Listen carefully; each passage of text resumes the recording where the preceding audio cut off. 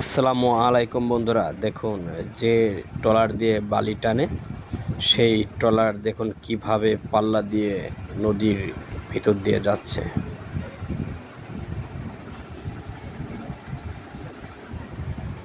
এটার ভিতরে বালু এই মুহূর্তে নাই, হয়তো যেখান থেকে বালু আনে সেখানে আনতে যাচ্ছে, এই কারণে ট্রলার পুরা উপরে ভাসমান।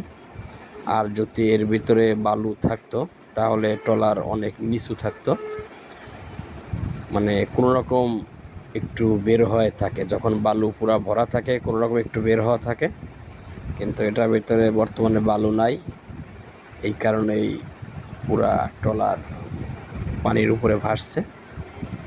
তাই দুই ট্রলার কিভাবে পাল্লা দিয়ে যাচ্ছে এটুকু দেখানোর জন্য একটু ভিডিও করলাম। তো সবাই ভালো থাকবেন।